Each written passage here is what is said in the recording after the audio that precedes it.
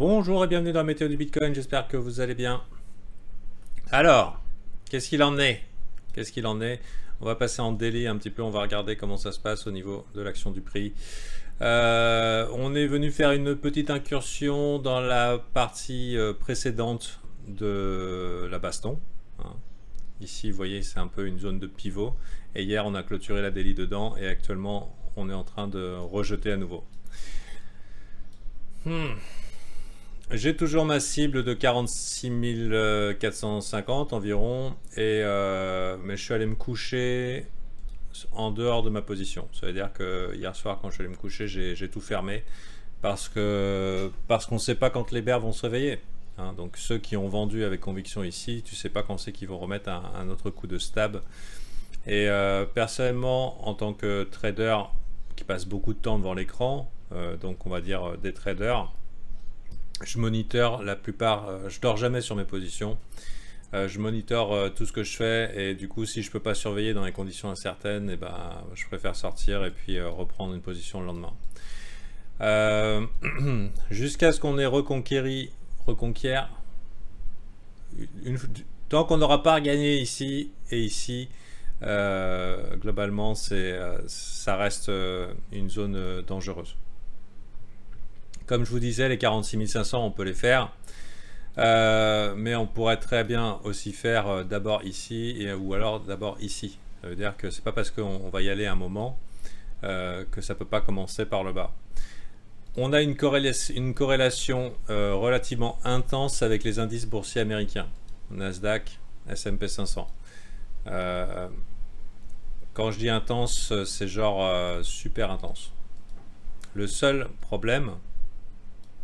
On va mettre un petit CC, coefficient corrélation. Est-ce qu'on a un petit S&P 500? Je pense que ça va le faire. Non. Ouais, ça passe. Allez. On va regarder un peu. J'applique. On va virer les autres indicateurs. Donc là en daily c'est relativement élevé, mais en 15 minutes, vous voyez, on a quand même des niveaux relativement élevés de corrélation, jusqu'à 92% de corrélation sur certains moves. Et par exemple là la décorrélation, c'est le S&P 500 qui monte. Ça veut dire que malheureusement on a un marché, et c'est souvent que ça arrive, un petit peu opportunistique où globalement ça descend quand les indices boursiers descendent, mais quand ça monte pas forcément sur le Bitcoin. Pourquoi? Parce que déjà ça peut être opportunistique pour les bears, parce qu'il y a beaucoup de gens qui se mettent à surveiller ça en approche de crash systémique potentiel, pas assuré, potentiel. Donc je parle de crise économique par exemple. Donc il y a des bears qui peuvent jouer sur la peur et puis mettre des algos genre oh, regardez ça descend, regardez pam pam pam, on fait descendre nous aussi. Du coup ça encourage éventuellement les vendeurs du côté bearish du trade. Et quand ça monte, ils n'ont pas forcément envie que ça monte, puisque c'est des algos qui ont été réglés pour aller vers le bas. Ça s'est un peu passé comme ça aussi après mars 2020. C'est-à-dire que Bitcoin a mis pas mal de temps avant de retrouver des couleurs, là où les indices boursiers ont fait un recovery particulièrement spectaculaire. C'est à partir de là qu'on a parlé de up only. Donc là on a un Bitcoin qui est corrélé quand ça descend et pas corrélé quand ça monte, ou un peu moins. Autre chose, c'est que la Fed ne va pas sauver le cul du Bitcoin, il n'y a rien à foutre du Bitcoin, voire même c'est une écharpe dans leurs pieds reconquis. Une écharpe dans leurs pieds, et du coup même si les actions recover, donc là il y a quand même quoi, il y a juste 1% à faire, 1 ou 2% pour retrouver un ATH, non 2%, c'est possible qu'on fasse ça. Et hop, fini, nouvelle ATH, et le risque de crise est potentiellement écarté puisqu'on retourne dans une tendance haussière, on reconquiert la trendline, on reprend le trend, quoi. On repasse en mode plus haut sommet. Donc signal fort. Hein. À partir du moment où on arrive là, signal fort. Et il faudrait pas grand-chose pour qu'ils le fassent. Et ils vont probablement essayer de le faire. J'en sais rien s'ils vont le faire, mais ils vont probablement essayer de le faire. Mais quelque chose me dit que dans les 4-5 jours, c'est plié. Hein, jusqu'à maintenant, ça s'est toujours un petit peu passé comme ça. Ah là là, c'est le bear market. Ah là là. Bon. Jusqu'au jour où ça sera différent. Mais là, pour l'instant, la proba est que les marchés recover. Mais le Bitcoin, pas garanti du tout. À la différence, c'est que là, on a clairement une tendance haussière. Alors que sur le Bitcoin, on est toujours coincé sous un top. C'est-à-dire qu'on n'est pas dans ce scénario-là, où c'est plus au sommet, plus au creux, plus au sommet, plus au creux, plus au sommet, plus au creux. On a quand même des chapeaux. Quand je dis les chapeaux, je pense l'ATH. D'ailleurs, si vous voulez vous mettre en mode hibernation, globalement, vous pouvez très bien ne rien faire, vous asseoir sur vos mains et dire ok, bah, moi le marché du Bitcoin, je ne sais pas où ça va, mais à partir du moment où ça passe 65 000, j'achète. Et vous savez, il y a plein de gros gestionnaires de fonds qui n'attendent que ça. C'est le signal que le uptrend est résumé. Enfin, et continue quoi. Ce n'était qu'un on pète la résistance qui devient support et c'est parti mon kiki, le ciel est la limite. Tant qu'on n'est pas arrivé là, ça peut faire des loopings ici. Donc signal long terme sûr, c'est là. S&P 500, il a besoin de 2% pour faire ça. Alors que nous, disons, si on est optimiste, on dit, bon, on va essayer de passer ça, mais ensuite il va falloir passer ça, et ensuite il va falloir passer ça, là, 57 000, ça risque d'être assez costaud, sous réserve que les gens se battent pour acheter le Bitcoin à 57 000, ensuite il va falloir passer 59 000, et ensuite on pourra éventuellement se tenir la bite, et puis il faudra bien sortir là, pour accepter de ce côté-là, que ce ne soit pas un vilain fake-out, c'est puis qu'on repart dans un range. Fake-out, ça veut dire que ça fait semblant de casser, fausse cassure. Il y a du boulot. C'est pas 2% sur un truc qui est manipulé à souhait, avec argent infini, dette infinie, vous voyez, et l'enjeu d'une stabilité économique mondiale, de l'Amérique qui est sauvée, enfin voilà. Eux, ils ont que 2% de planche à billets à faire. Voilà, donc simplement pour vous poser dans un contexte, c'est pas parce que le S&P 500 se remet à faire un ATH que Bitcoin va forcément courir. Disons que ça va éliminer, ATH veut dire all-time high, hein, plus nouveau record. Ça éliminerait le biais temporaire de se dire ah là là, tout va se cracher, c'est fini, affreux, Bitcoin aussi. Parce que oui, il y a de fortes chances que ça soit corrélé. Mais plus à la baisse qu'à la hausse. Hein. D'accord? Donc simplement pour vous dire, vous voulez être sûr de votre coup, et que ce qui compte pour vous, c'est la direction, c'est à partir de là que ça se joue. Le reste, on est en zone de turbulence. On est vraiment en zone de turbulence. Et là, par exemple, le weekly est dégueulasse. À souhait, il est affreux. Il est affreux. Maintenant, une semaine qui terminerait au-dessus de 47 000, on aimerait bien, parce que ça ferait une putain de mèche, un putain de hammer, globalement. Et puis, il y a la clôture de la Monthly. C'est dans quelques jours. Clôture de Monthly, actuellement, elle n'est pas top, cette Monthly. Pour l'instant, cette Monthly, c'est un genre de doji. Hein. Doji, globalement, c'est quelque chose comme ça, souvent plus petit, et qui est un signe d'incertitude. Et globalement, qui indique la chose suivante, c'est on est dans un range. Exactement comme je vous ai dit en début de semaine. J'ai dit on est au pire endroit pour prendre une décision, puisqu'on est dans un range, et on est au milieu du range. Distribution des volumes, plein milieu. Donc globalement, le point de contrôle. Point de contrôle, c'est l'injection de la volatilité. Ça veut dire qu'il y a un mec qui globalement peut pousser le marché dans deux directions. Et donc très très inconfortable pour prendre une décision ici. Et c'est pour ça aussi que c'est si dur de faire quelque chose ici.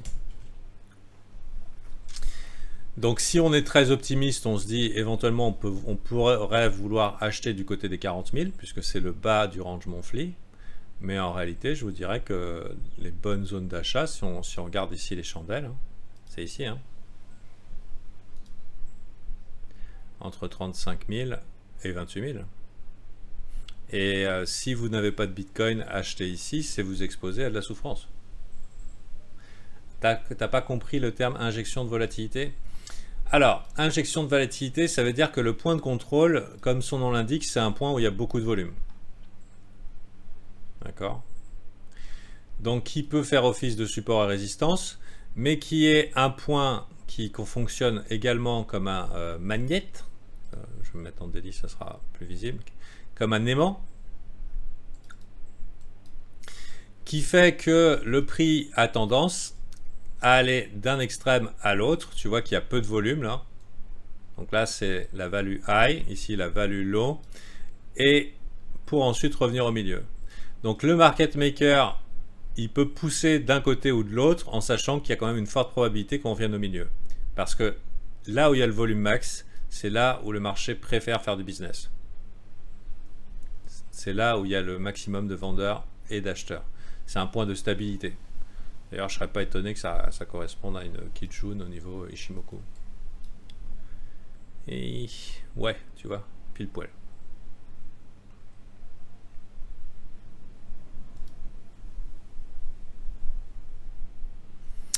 Donc, point d'équilibre, globalement. Mais du coup, injection de volatilité parce qu'on oscille autour de ça. Alors, bien sûr, il y a différents points de contrôle selon l'unité de temps, etc., etc. Bon. Mais là, par rapport à tout ce bordel, la bonne nouvelle, c'est que là, globalement, c'est un support, mais c'est aussi un magnet. Hein, c'est tout à fait un aimant. Donc, dans la zone, je vous disais, c'est intéressant d'acheter entre 35 000 et 28 000. C'est idéalement. Mais ça ne veut pas dire qu'on va y aller. Hein. Donc maintenant, prendre position ici, c'est simplement pour vous dire que c'est inconfortable. Et que ça peut expliquer les changements de biais relativement rapides, parce que tout peut changer très vite, mais aussi l'incertitude générale. Parce qu'on est à un endroit affreux. Et je dirais qu'en monthly, ça peut être tout simplement la fin d'une bulle, quoi. Enfin, la fin d'un mouvement haussier. C'est déjà arrivé, ça peut réarriver. Et donc, tant qu'on n'est pas revenu faire des plus hauts sommets, ici, eh ben, on sait pas. Donc là, ouais, c'est le pull run, vous achetez pas, bande de fils de pute. Et en fait, finalement, il aura fallu attendre le nouvel ATH. Ce que je viens de vous dire. C'est là le point clé qui dit qu'on peut continuer. De la même manière, ici en 2013, clac, à partir du moment où on a passé, allez, tu peux faire un x3 en quelques jours. Donc, sachez que si vous voulez économiser quelques cheveux blancs, c'est un bon signal. Mais on peut aussi dire, ouais, bah dis donc, là on est en train de clôturer dans la mèche. Donc, qui montre que les vendeurs sont en train de fatiguer. Il y a beaucoup de manières de prendre des signaux anticipés. Mais le vrai signal fort long terme, c'est une acceptation au-dessus de l'ATH. Et ce qui fait qu'actuellement, on fait un peu la roulette russe. Et il y a des raisons d'être... bon là, on est vendredi, je ne fais pas de météo du Bitcoin le week-end.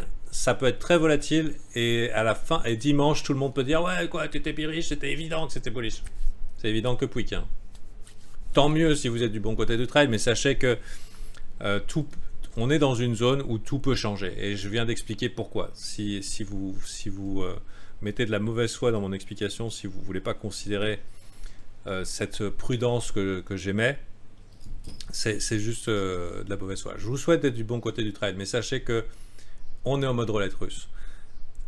Et donc la question qui se pose, c'est est-ce que il y a des nouveaux vendeurs, nouveaux acheteurs qui arrivent sur le marché de Bitcoin? est-ce qu'on peut considérer raisonnablement qu'on a un nouvel afflux d'acheteurs qui vont vraiment être très très très motivés à acheter du Bitcoin à 44 000? Alors en France, on en parle, on, on en parle avec les VIP. En France, on n'est pas vraiment dans le cadre d'une méga bulle en crypto. C'est encore, c'est pas ultra populaire d'être dans les cryptos. Il y a quelques gars. Bon, on peut identifier que sur YouTube, il y a beaucoup de YouTubeurs maintenant, par exemple.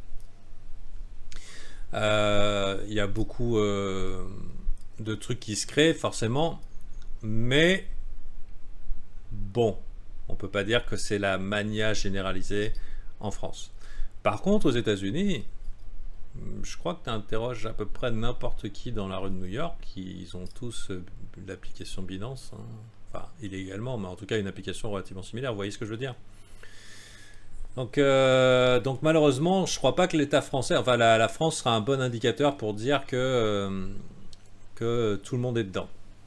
En 2017, quand c'était le top, la plupart des Français n'ont même pas entendu parler de crypto. Pour vous dire, c'est que vous saviez même pas que ma chaîne existait. Pour la grande majorité d'entre vous, en 2017, ma chaîne existait déjà. J'avais fait le guide pour bien débuter dans les crypto-monnaies. Et ça marchait bien. Je faisais des vidéos sur Ethereum va exploser, ou Bitcoin va exploser. C'était à l'époque, c'était à 30 $, 80 $. Donc, et du coup, la bulle a quand même pété et personne n'a rien vu. Personne n'a en France en tout cas. Donc on n'a pas vraiment d'indication en France pour nous dire c'est affreux. Moi j'ai le cousin de ma femme qui a une bonne indication. Si vraiment il est euphorique sur le fil Facebook, je me dis attention. Là actuellement il poste rien. Donc il y a peut-être de la marge. Autre chose qu'on pourrait se poser la question, c'est la bulle NFT, mais je vais en parler avec les VIP parce que c'est pas le sujet de la météo du Bitcoin. Et ce que j'aimerais parler, c'est peut-être survivre à un crash des cryptos. Et c'est un sujet très intéressant. Bon, en tout cas, sachez, période incertaine, on a des targets court terme que j'ai donné hier, éventuellement vous pouvez machiner. On voudrait voir une acceptation ici pour simplement un changement de structure de marché. Dire, ok, on fait un plus haut sommet. Donc on a coincé ça. Tout ça n'était qu'un bear trap. Pour l'heure, c'est pas un bear trap. C'est pas un piège à ours. C'est pas un piège à vendeur. Pour l'heure, ça, c'était un piège à acheteur. Vous voyez ce que je veux dire? Dans toute cette baston là, dans tous ces volumes échangés, tous ceux qui ont acheté là, bah, ont la tête sous l'eau. Si on revient ici, tous ceux qui ont acheté, qui ont vendu là, ont vendu le bottom. Donc vous voyez, c'est vraiment kiff là. C'est comment ça va se résoudre. Usuellement, je vous cache pas que ça se résout comme ça. Et par exemple, Ishimoku, vous voyez, on est en plein nuage, donc ça peut osciller pas mal. On a des résistances qui sont là. La Chikou qui vient de reconquérir la Kijun, donc il faut voir un petit peu comment on clôture ici. En weekly, on a la résistance au-dessus. Donc, pas bon. Bientôt, croisement Tenkan Kijun. Et personnellement, moi, c'est 12 heures que j'aime bien sur Bitcoin. Bon, c'est très personnel. Alors, on peut reconquérir ici. Reconquérir, pardon. Ouh là là. Eh, j'ai pas dit que j'étais cultivationné. Non. Moi, ma spécialité, c'est bougie rouge, bougie verte. Donc, 48 000. Si on revient au-dessus, éventuellement, je serais plutôt optimiste. Mais vous avez vu, ça correspond à ça. Et avant ça, moi, quand on est là, quand on est sous le nuage, pour moi, ça veut dire qu'à tout moment, ça peut aller dans les enfers. Culturé, ouais. Culturationné. Et voilà. Donc sachez-le. Même avec un S&P 500 qui remonte dans les ATH, le Bitcoin est actuellement en zone, en danger zone. Si vous avez chopé le lot ici, si vous avez chopé le point bas et tout, mais félicitations à vous. Tant mieux. C'était une zone de peur, ok. Mais techniquement, on n'est pas à l'abri justement de partir se coucher et de se réveiller le lendemain ici. Et vous vous rappelez en début de semaine, je vous ai dit c'est affreux. Je me demande même si le piège c'est pas d'acheter trop tôt. Genre ah là là 30 000 c'est pas cher, quoi 20 000, putain 12 000. Vous voyez. Alors ça peut faire ricaner, mais bon, nous on a des petits syndromes post-traumatiques hein, quand on a survécu à un bear market. Et je vous rappelle que l'important c'est pas ce qu'on pourra gagner, mais c'est ce qu'on a conservé. Le bull market vous en a mis plein les fouilles, super. Ce que vous arrivez à conserver à la fin d'un cycle, c'est ça qui va déterminer ce que vous avez gagné réellement. Et quand je dis fin d'un cycle, c'est 18 mois de bear market, si jamais ça arrive. Si on rentre dans 18 mois de bear market, combien vous aurez à poser sur le bottom historique? Parce que la bonne nouvelle, c'est que si jamais ça arrive et que vous posez votre capital de 2020 qui a fait, je sais pas, x10, x5, x10, x20, enfin qu'importe. Si vous posez ça sur un prochain cycle et que vous arrivez en intérêt composé à vous refaire un x5, un x10, machin et tout, bah ça y est. Ça veut dire qu'à 4 ans près, vous avez transformé l'essai. Donc, mais sachez que maintenant, c'est tendu du slip.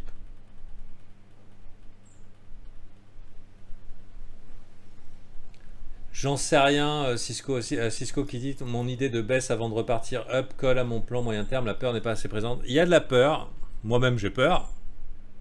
On pourra en rigoler. Pour l'instant, c'est de l'incertitude. Pour l'instant, c'est de l'incertitude. C'est pas vraiment la peur, c'est de l'incertitude. Mais sachez que malheureusement, le Bitcoin est un asset à tendance. Hein. Là où beaucoup d'assets sont plutôt raunchy, le Bitcoin, c'est un asset qui est plutôt tendance. Alors, quand il va dans une direction, il ne fait pas semblant. D'ailleurs, ce range, je le trouve bizarre. C'est pas très habituel pour moi un Bitcoin qui fait pas des gros mouvements de tendance. Donc ça veut dire que si là vraiment ça c'est l'initiation d'une continuation weekly où on pourrait faire un plus bas creux et ici l'initiation d'un mouvement daily qui fait des plus bas creux, plus bas sommets, s'il commence à partir vers le bas, ça peut piquer au niveau du cul. De plus, j'ai vu circuler des choses sur le hash rate. Il se passe des trucs bizarres. Donc vu que c'est la météo du Bitcoin, je vais vous en parler. Aujourd'hui, c'est les freebies. Primo, je dis souvent aux VIP que souvent on voit des analyseurs de on-chain qui disent ouais c'est super, les mineurs ils accumulent, je disais souvent aux VIP que les gens se réjouissent tout le temps parce que les mineurs accumulent. C'est ce qu'on voit sur les données on-chain. Les mineurs accumulent. C'est super, les mineurs accumulent. Mais le problème, c'est que ces mineurs qui accumulent, moi je me rappelle très bien qu'ils ont vendu toute la montée. Et ils se sont fait absorber comme des débutants. Ça veut dire qu'à partir du moment, et ça fait sens, hein, à partir du moment où on a passé l'ATH, l'ATH ouais, c'était là, enfin l'ATH, le gros pivot long terme, à partir du moment où on a passé ça, et en particulier l'ATH, donc ça veut dire 20 000 et plus, ils se sont mis à vendre comme des enculés. Et ils se sont fait absorber par plusieurs méga whales, des méga balais. Et pourquoi ils ont vendu massivement? Déjà parce que c'était, je pense que quand tu as connu 20 000 balles et que tu as vu 3008 après, tu tu as bien envie, tu peux éventuellement repenser à comment ta vie aurait pu être géniale si tu avais largué tout ce que tu avais pu à 20 000. Mais en plus de ça, tu peux financer comme ça tes opérations sur plusieurs années, peut-être 3 à 5 ans. Et c'est exactement ce qu'ils avaient besoin. Mais pendant toute la montée, ils ont vendu tout ce qu'ils ont pu. Ce sont en général des personnes qui ont l'habitude de racheter plus bas. Alors pas tous, parce qu'il a fallu du temps aux mineurs pour devenir avoir quelques connaissances en trading. Dans les premiers cycles, ils se sont contentés de se faire rect. Mais maintenant, disons qu'ils ont prospéré et ils ont au moins pu engager quelques traders qui leur expliquaient comment ça marchait. Ou même développer des compétences en trading, en manipulation de marché, etc. etc. Avec l'arrivée des institutionnels, ils se sont fait méchamment absorber. Et ils ont largué pendant la montée, bien largué, et le prix a monté. Donc de 14 000 à, et en plus après l'arrivée d'Elon Musk, jusqu'à 60 000, ils ont vu le truc monter quasiment le double de voire le triple de ce qu'ils ont vendu.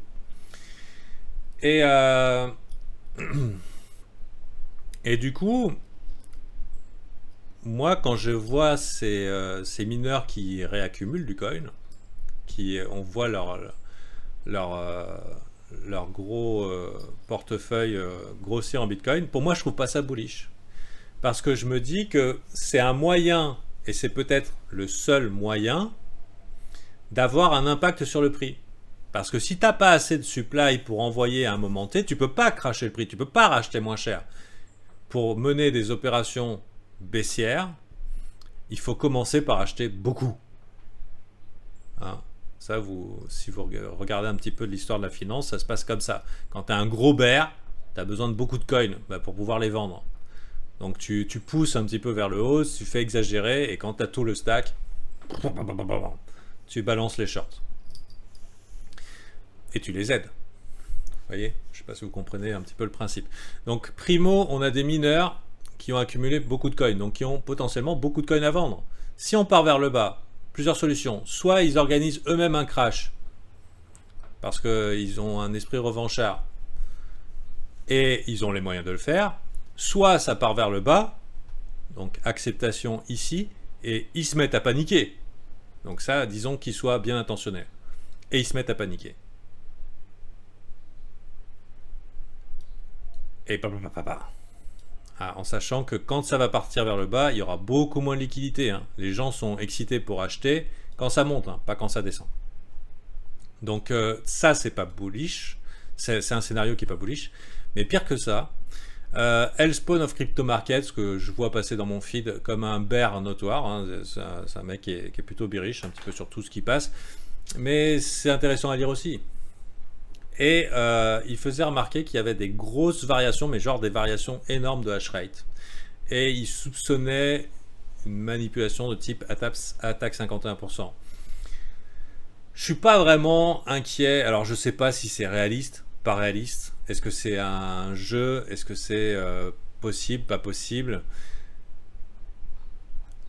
J'ai pas trop d'inquiétude sur le Bitcoin. J'ai pas trop d'inquiétude sur le Bitcoin ou sa sécurité. Mais en tout cas, si tu veux organiser un crash, un bug ou quelque chose de ce genre-là, une attaque 51%, c'est exactement ce qu'il faut pour motiver les gens à tout larguer. D'accord? Donc voilà, ça fait plusieurs jours de la semaine où je vous fais de la trading fiction, hein, donc c'est pas du trading. On a des indicateurs, on a une petite structure de marché baissière, on a une grande structure de marché, on est en zone d'incertitude, et là je viens vous balancer la FUD maximale, l'incertitude maximale, c'est que ouais, ça peut vraiment mal tourner. Mais est-ce qu'il vaut mieux pas attendre des signaux clairs, une direction claire, et disons avoir une forte probabilité de gain, avec l'idée je conserve mes gains pour les poser sur un bottom historique plus tard. Quand je dis historique, ça veut dire un bottom de 2-3 mois, hein. Et puis make it, enfin ça veut dire transformer l'essai quand ça nous sera servi sur un plateau. Donc simplement pas vous mettre en situation de rectage, de risque maximum, de levier. Vous voyez ce que je veux dire? Si j'ai pu sauver quelques culs avec ces petites mise en garde. Venez pas me casser les couilles parce que c'est monté de 5% que vous étiez pas dedans. Hein.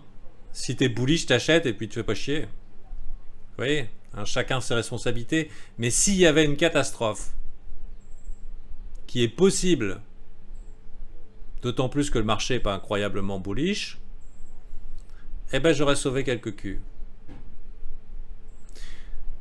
Et du coup, peut-être que de ces milliers d'euros ou des centaines de milliers que vous aurez économisés, vous pourriez venir dans le groupe VIP. 39 euros. Fin de la pub. Allez. Bon, je nous souhaite quand même 3 mois très bull, hein. 3 très haussiers. Voilà. Allez, bonne journée à vous.